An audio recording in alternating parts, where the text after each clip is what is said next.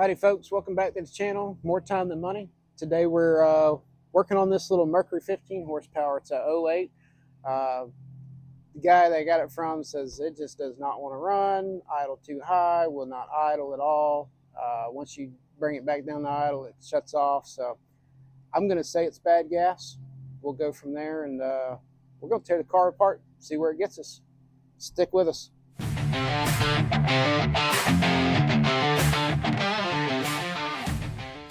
All right, so I've popped this linkage off. I've dropped the actual throttle linkage. We're going to undo this 10 millimeter right here. We're going to undo it totally because we got to move this little arm around to get at these bolts here.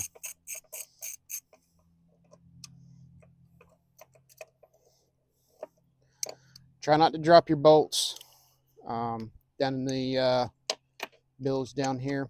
This bottom one, all you got to do is just pop it loose, and this allows you to move this out of the way. We'll take this little screwdriver right here. We'll just undo this right here, this little hose. Just take that off.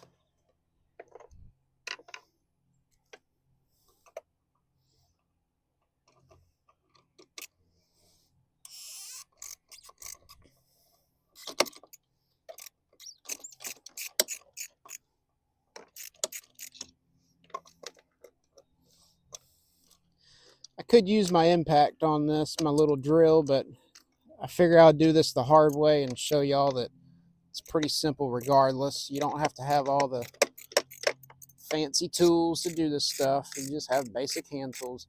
Literally a 100-piece toolkit from Home Depot or my favorite store, Harbor Freight, gets it done. I mean, you can't beat it. This is a coworker of mine, a friend of mine's motor. Said he couldn't get it running, Put a carb kit in it, just would not run. Couldn't even get it to start really. So I told him just let me frig with it, see what we come up with. Sure enough, carbs clogged up. Well, I'm sure of it. You know, old tarnished fuel and stuff. So nothing crazy. Shouldn't be too hard to fix.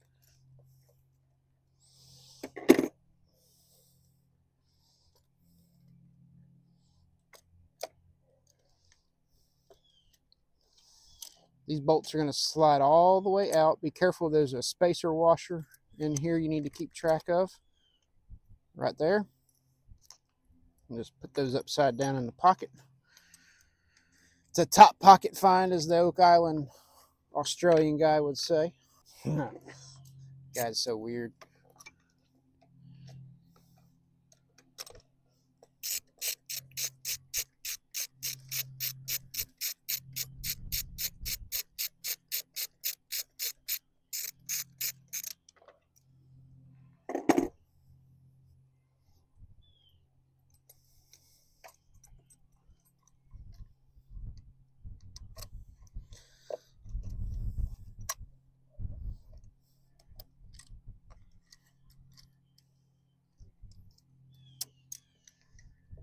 All right.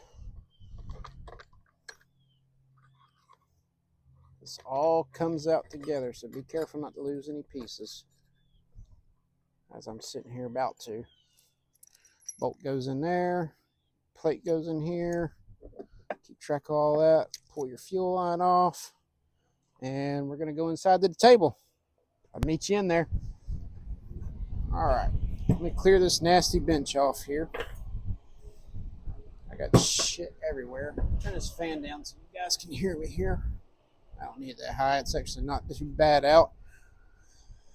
All right. We're going to start with this right here. We're going to start with the top cover.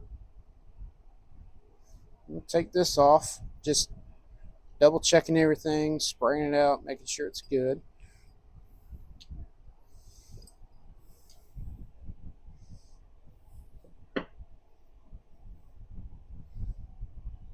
You can't really see this, but there's some actual dirt and grime down in here.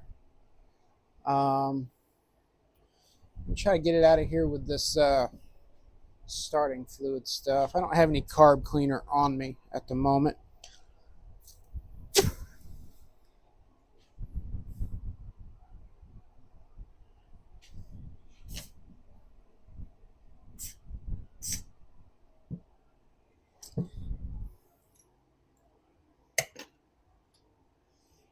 When in doubt, I've got some carb cleaning tools here.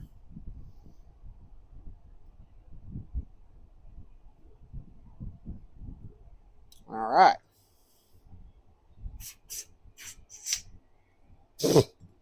Right in the face. All right. So those horses are clean. I got that crud out of there. I'm going to just put this back on so I don't lose the pieces. That's a pretty simple area. These passages go all the way to the outside of the carb. You want to make sure there's no dirt daubers in there, no clogged up, stuff like that. Just going to simply put this back together. That's a pretty easy part of this carb. It's really not too much to these things. Pretty simple. You don't have to bear down very tightly on these. You don't need to strip these.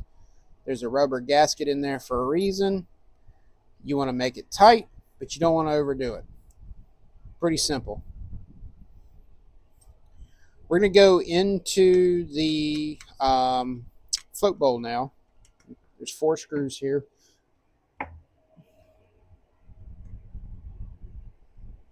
Go ahead and take these out.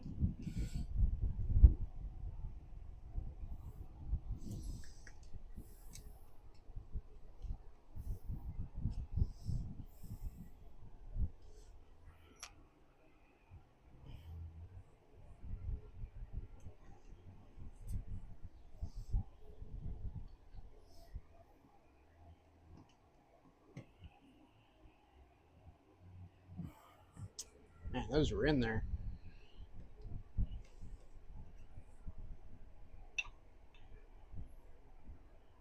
This gasket looks a little beat up right here. I'm going to go ahead and order a gasket for this thing, a gasket set, just because it needs it. One of these is your idle jet, one is a high idle jet. Your float and your seat, your needle seat's right underneath here. I'll show you getting those out here in just a second.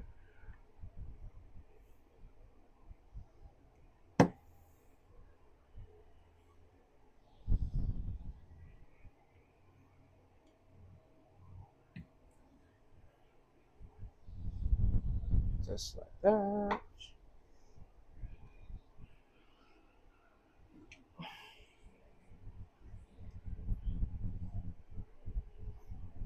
Be careful not to lose these pieces. This is your needle jet. It's where it lets fuel into the carb. This is your float, obviously. Let's see. Can't get into that one, but I can pull this main idle one out here. Let's see.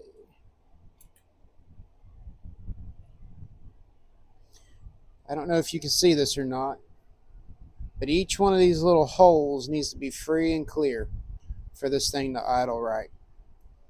You got to be able to see daylight perfectly through this thing. If you can't see daylight, it's not going to work right. This one, some of them, looks like some of these are clogged up.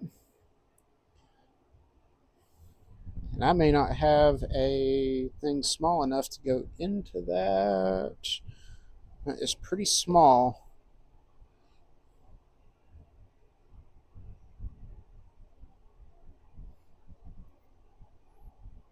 Yeah, pretty small.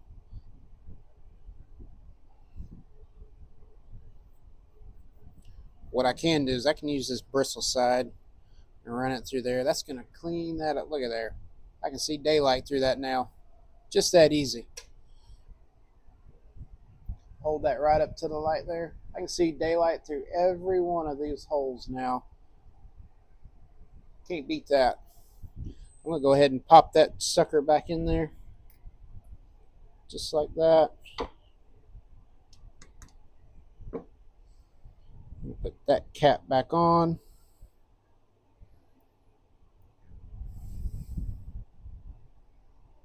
With any odds, that's gonna fix our idling problem right there.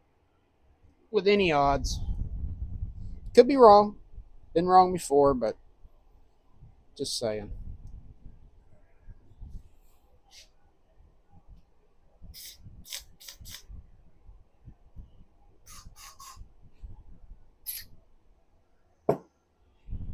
Let's spray that out.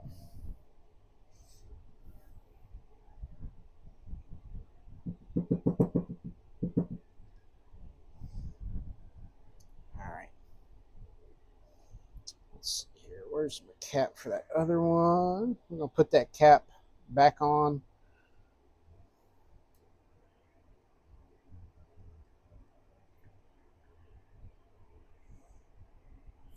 Like I said, I've already went ahead and ordered a gasket kit for this thing. I already know it's going to need a gasket. I'm just doing this. I'm going to put it back on the motor just to make sure that everything's in line. This will still run even with a bad gasket on it. It's just going to leak fuel around the bowl.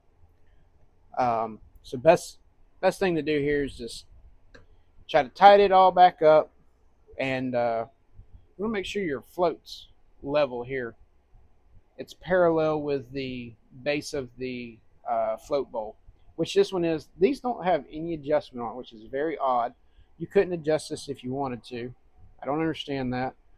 I think this is the first carburetor I've ever seen that does not have a float bowl float adjustment in it.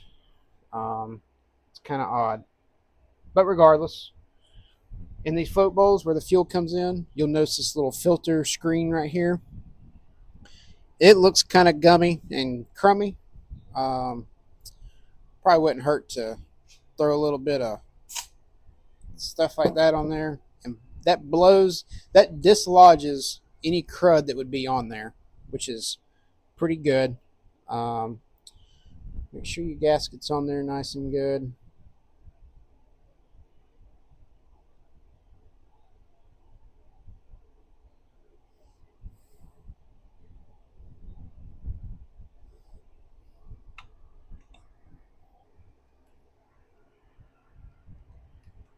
Like I said, I have a gasket kit for this coming, like a carburetor rebuild type thing. So we're just gonna make sure this cinches down the majority of the way here. Get it back in the boat so we can test it. Back in the motor, I should say.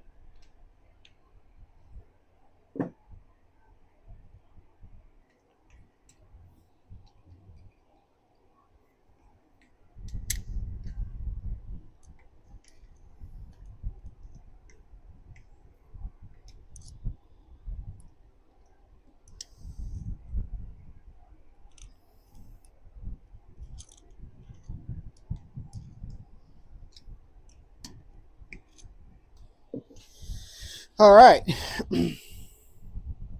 That's pretty much the gist of it. There's really no need to come into here. This is just a high flow primer bulb area that's not on this. It's not made on this model. But what it does is it throws fuel into here for super cold starts. I think there's not much to this in here, and they've siliconed this all up. So I don't want to bust that silicone if it's not gonna work good. If this turns out to be a problem, then I'll take it back apart when I do the gasket kit on it. But this should get it fixed up and tied it up. Let's go back to the motor. All right, here we are, back at the motor. I don't know where I put my wrenches at. Where did those wrenches go? Oh, there they are. Down there in the bottom. It's no biggie.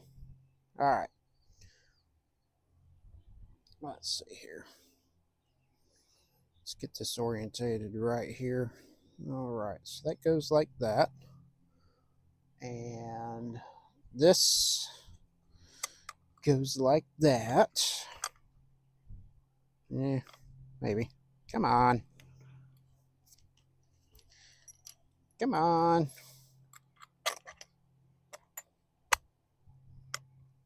All right.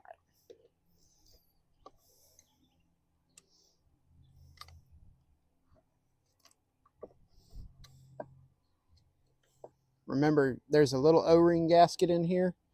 You have to have that in place so the carburetor doesn't suck air. If the carburetor sucks air, it's never going to run right. These things have got to be airtight no matter what you do. I'm going to get my ratchet here. Get at this back one first.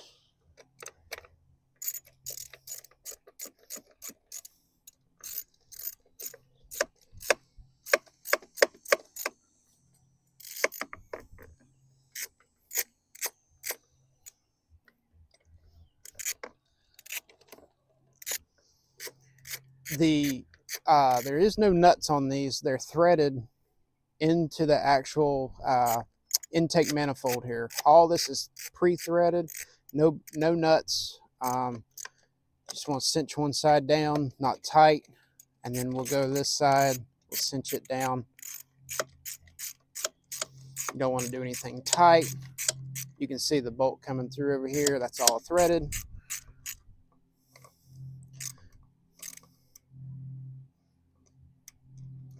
Cinch it down. You want that gasket crushed in there, the little O-ring, so it doesn't suck any air.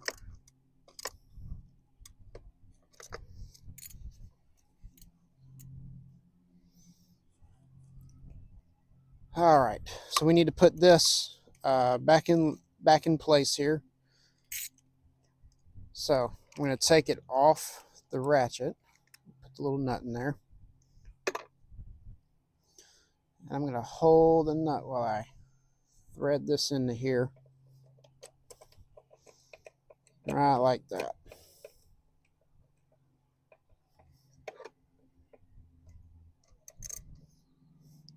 Tighten that down. Tighten the other one down that you loosened so it would pivot. And then this just pops right back on. Right like that. And we verify that that's working. All right. Now, we got to hook up our fuel line. That's pretty simple. It's just right underneath here. Just take it and run it right up.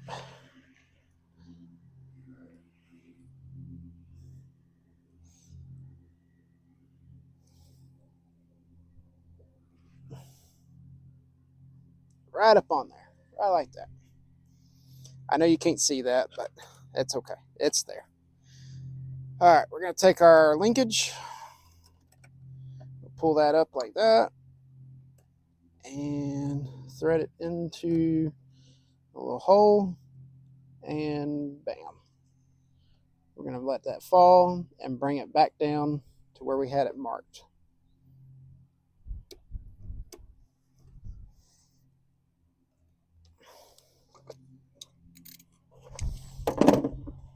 All right. Let's see what happens here.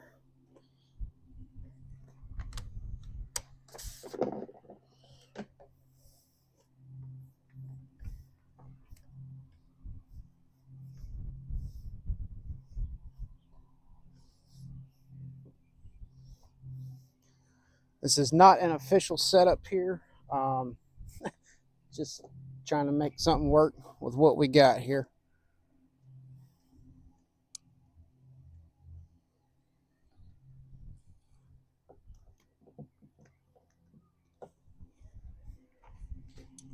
Now keep in mind, you're probably going to see some fuel leak around that carburetor bowl. We know. I've got a gasket kit coming. Not a big deal. All right. Switches on the run position. We'll pull the choke out. Give it just a little bit of throttle. Turn the choke off, and